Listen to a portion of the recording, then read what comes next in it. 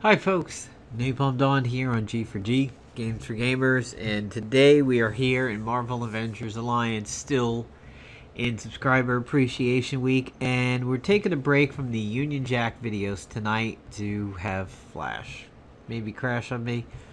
Who knows?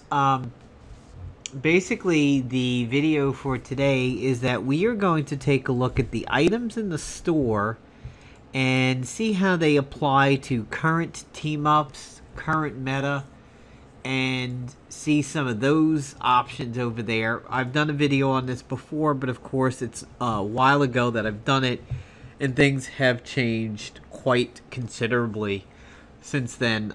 Today's daily mission, of course, is the Magic and Demon mission, which is tacticians only. And of course the final boss has been known to bug out quite a bit, and I had been doing pretty well all day and went up against Mephisto, and right now he happened to have bugged out. So that's why I'm doing the video right now, because it was an internal fight. Even though he was bleeding out, he just kept going and going and going. So I got lucky earlier in the day when I was doing the mission. V for Victory showed up on the spinner, and I managed to win it, which will be certainly nice to use for Union Jack in future videos. He's capped at 13, ready to train 14, of which I can't do that, otherwise I'm not going to be able to use him for the videos. So we're going to take a little bit of a break to go through the store and talk about what's going to work with what. The reason why I'm doing it is I'm really rotten. In one of my previous videos, we were discussing the Devourer and the fact that it's not easy to get anymore. You have to wait for that whole set to be on sale. And he mentioned the Iron Star. And when I was here looking at the Iron Star, and I was familiar with the Iron Star, but I hadn't looked at it in a little while, and I happened to notice the Lightning Rod, and I was like, oh, wow, wait a minute. This has got some additional things in here I've never noticed before. So we'll go through what's here in the store, and we'll talk about what it works with, what it doesn't work with, what you can skip, what is worth your money, and what might work with certain teams. First up, we have the Heck Swan. Honestly, anybody could use this, but this is really good if you're running Null and Kurth teams because it's magic. It is also energy, so that works with any of the Gamma stuff that's out now. It's basically the improbability field from the Cube or Scarlet Witch on a stick. This one is worth a purchase because of the fact that it does have some pretty high top-end damage. It gives you a cube-like reality warping. It's subtle, so it shouldn't really get protected against. And it's one of the best things that you could use on Kurth. It works with null groups. It works with really well with Enchantress groups. Solid item to purchase. Skullripper, all enemies, they all get weak minds. Not really that good unless you're running a psychic team. Exploit Migraine, not a lot of people do Migraine. This is a skip. Lightning Rod, tremendous top-end damage here. It's a 1-round cooldown, so it's not spammable, but it triggers static charge when used. It's electric tech. It exploits chilled, exploits flying, so it's going to be really good against Kurth. It's guaranteed hit, and it electrifies you so that you basically turn into an electric fence, and people who melee you get shocked. So this could work out really, really well with any of the Victor team-ups that might be showing up, with the current gear set, even with some items in the previous gear set from the Runaways and all the electricity attacks and everything that are available there, and static charge, ozone, crackle, all these things work really well with Lightning Rod. Plus it's got really good top-end damage. This one could be worth a purchase.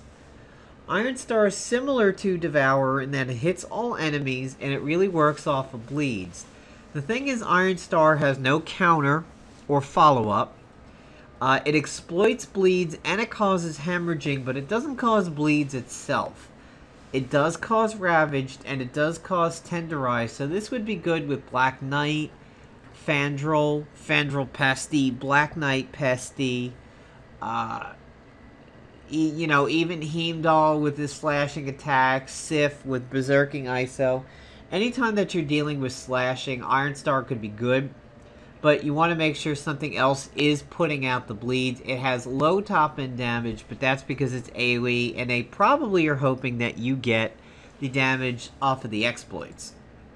Sonic Fist turns you into Avalanche. You get seismic feedback.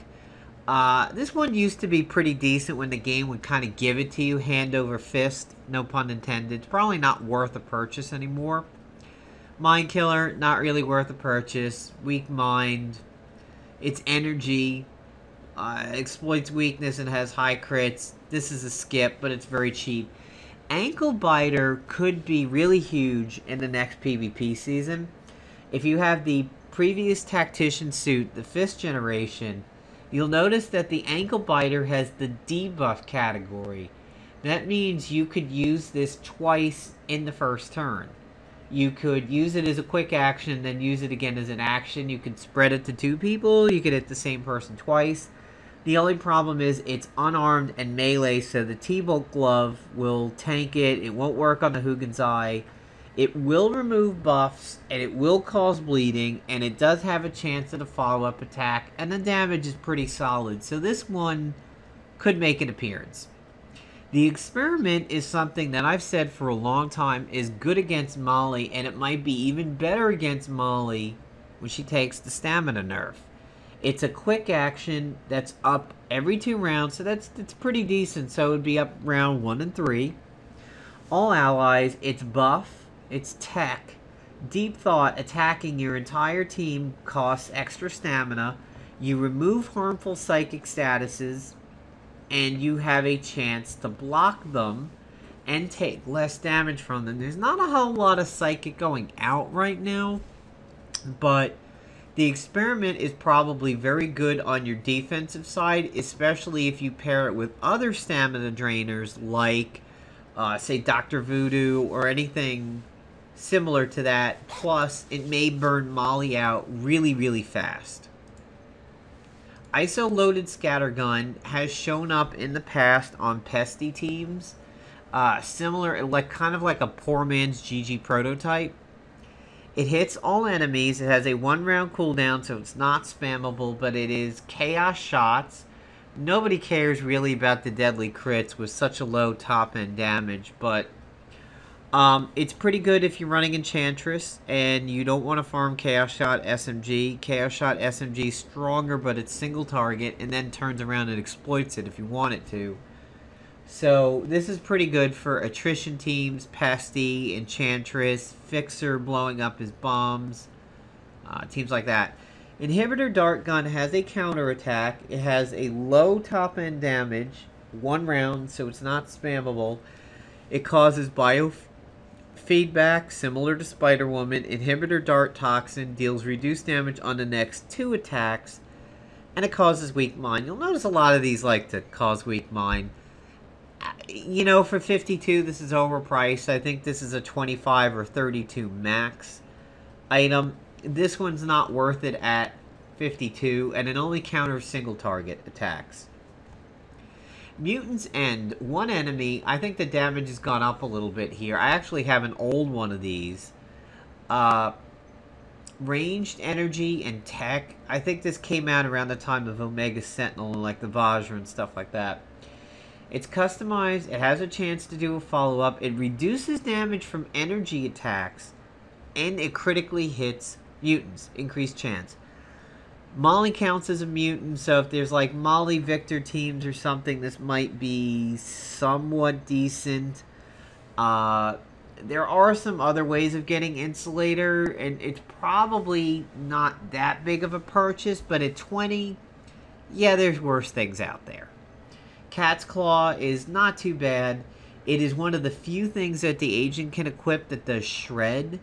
It does shred and bleeding, so it can cause bleed-like effects to non-bleeders. They won't take damage, but exploit bleed things will count. You have the chance to counter single-target attacks with a hemorrhaging attack, so if you hit somebody that has the Cat's Claw and they attack you back, you not only gain an extra stack of bleeds, but you'll hemorrhage. Plus, you have a chance at follow-up not too bad on bleeder teams. The Legion Pulse Rifle, we skipped that. It's a current set. Taste of Thunder is about 10 seasons, 12 seasons, 15 seasons old. This used to be common because of the high stun chance. It may make a small comeback because of the electric, but it's really not that good. Low top end damage. Really the only thing it is a high chance at stun. Enchanted Crowbar used to be fairly common because of the counterattack, and it's good for somebody like Captain Britain, the Paragon Exploiters with Dizzy Exposed and Slowed, but the top end damage is not that high, although the chance of crits is somewhat decent. The Target Pistol, good for anti-Kurth and anti-Null because it's ISO Corruption, which they're not immune to. It stacks 3 times, and it reduces all stats, and it does target focus, which is increasing the damage by the next single target that's ranged or melee. At 36, this one's not too bad. I think it should be knocked down to 30. Decent amount of chance of crit. Low top-end damage, though, but it's good to use against Kurth. It's one of the things that would work. The Toolbox is all enemies. It deals in Paragon debuffs. It does Dizzy and Exposed. Not really worth a purchase for that, unfortunately. Crystal Shiv, pretty decent chance at a counterattack. Pretty decent damage. Pretty decent chance to crit. Pressure points. So this works with like Mockingbird, Havoc. If you have a pressure point... Excuse me. Yeah. If you have a Paragon Exploiter in there... you know, it does the same kind of things at Toolbox and all, but these are not guarantees when they say pressure points. It's decent. The Transcranial Stimulator. Here we go for some decent single target damage again. It's ranged and tech. Psychic energy attack. Ignores avoidance shields, counters, and protects. Deals energy damage to targets immune to psychic. So people like Magneto... Juggernaut, it still will do damage to them. Counterattacks enemies attacking with psychic attacks, so that would be like your Psylocke, things like that, and a chance to block them and take less damage from them. This could be worth a purchase again, simply to go against Kurth, hopefully not get her counters.